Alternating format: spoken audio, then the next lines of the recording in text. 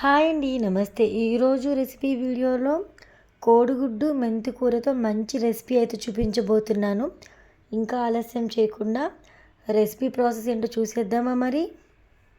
Stove on చేసుకొని stove మీద అడుగు మందంగా ఉన్న గిన్నె పెట్టుకోవాలి. గిన్నె కాస్త హీట్ అయిన తర్వాత ఒక 3 టేబుల్ స్పూన్ల వరకు ఆయిల్ పోసుకోవాలి.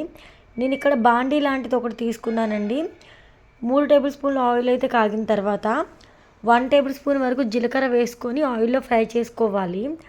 ఆ తర్వాత చిన్న సైజులో ఉన్న ఉల్లిపాయ తీసుకొని సన్నని ముక్కలుగా కట్ చేసుకొని ఉల్లిపాయ ముక్కలు అయితే వేసుకోవాలండి. ఉల్లిపాయ ముక్కలు కాస్త ఆయిల్లో ఫ్రై చేసుకొని ఆ తర్వాత శుభ్రంగా కడిగి తీసుకున్న మెంతికూర అయితే తీసుకోవాలి. నేను ఇక్కడ 6 కట్టల వరకు తీసుకున్నానండి మెంతికూరనైతే. ఆయిల్లో మెంతికూర ఎంత బాగా మనం ఫ్రై చేస్తే అంత బాగా అయితే కర్రీ కుదురుతుంది, చేదు అనేది ఉండదు. మెంతాకు చక్కగా ఫ్రై చేసుకున్న తర్వాత ఎగ్స్ అయితే వేసుకోవాలి. ఉడికించిన ఎగ్స్ తీసుకున్నాను, నేను ఇక్కడ 6 తీసుకున్నాను. ఉడకబెట్టిన ఎగ్స్ వేసుకున్న తర్వాత ఎగ్స్ కూడా ఆయిల్లో ఫ్రై చేసుకుని నెక్స్ట్ ఇందులోకి 1/2 టేబుల్ స్పూన్ వరకు పసుపు, అలానే టేస్ట్కి సరిపడా ఉప్పు అయితే వేసుకోవాలండి. కారం అయితే ఒక 2 స్పూన్లు వేసుకోండి. కారం ఎక్కువ తినేవాళ్ళు ఎక్కువ, తక్కువ తినేవాళ్ళు తక్కువ, మీ టేస్ట్కి తగ్గట్టుగా యాడ్ చేసుకోవాలి. అప్పటికప్పుడు ఫ్రెష్గా రుబ్బిన అల్లం వెల్లుల్లి పేస్ట్ అయితే ఒక 1 టేబుల్ స్పూన్ వరకు వేసుకొని ఇప్పుడు మనం యాడ్ చేసిన ఇంగ్రీడియంట్స్ అన్నీ కూడా ఎగ్స్కి పట్టేలాగా ఈ విధంగా ఆయిల్లో చక్కగా కలుపుకుంటూ ఫ్రై చేసుకోవాలండి.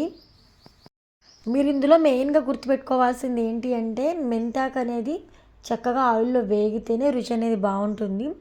మెంతికూర సాధారణంగా కాస్త చేదుగా ఉంటుంది కాబట్టి ఆయిల్లో బాగా వేగితే చేదు అనేది అస్సలు ఉండదు. ఇలా ట్రై చేసేయండి ఒకసారి. నెక్స్ట్ ఇందులోకి టమాటోలు వేసుకోవాలి. మెంతి కూరలోకి ఎప్పుడైనా కూడా టమాటోలు కాస్త ఎక్కువ వేసుకోవాలి. నేను ఇక్కడ 6 వరకు తీసుకున్నానండి టమాటాలు. 6 టమాటాలు తీసుకొని ఈ విధంగా సన్న ముక్కలుగా కట్ చేసుకొని వేసుకొని ఒకసారి అంతా మిక్స్ అయ్యేలాగా గరిటెతో ఇలా కలుపుకోవాలండి. ఇలా కలుపుకున్న తర్వాత మూత పెట్టేసి ఒక 10 నుంచి 15 నిమిషాల వరకు మంటను లో ఫ్లేమ్లో అడ్జస్ట్ చేసుకొని కుక్ చేసుకోవాలి. లో ఫ్లేమ్లో కుక్ చేసుకోవడం వల్ల స్లోగా కుక్ అవుతూ మంచి గ్రేవీ అనేది ప్రిపేర్ అవుతుంది. ఇప్పుడు మూత తీసి ఒకసారి చెక్ చేద్దాం. ఇక్కడ చూస్తున్నారు కదా, చిక్కటి గ్రేవీ ప్రిపేర్ అయింది. ఫైనల్గా కొత్తిమీర వేసుకోవాలి. కొత్తిమీర వేసుకున్న తర్వాత 1/2 టేబుల్ స్పూన్ మసాలా పొడి అయితే వేసుకోవాలి. బయట మసాలాలు కాకుండా ఇంట్లో మనం ప్రిపేర్ చేసుకున్న మసాలా వాడండి, టేస్ట్ బాగుంటుంది. మసాలా పొడి వేసుకున్న తర్వాత మూత పెట్టేసి ఇంకొక 5 నిమిషాలు అయితే చక్కగా ఉడకనివ్వండి. కొత్తిమీర మసాలా ఫ్లేవర్ అంతా కూడా ఎగ్ కర్రీకి చక్కగా పడుతుంది ఇలా చేయడం వల్ల.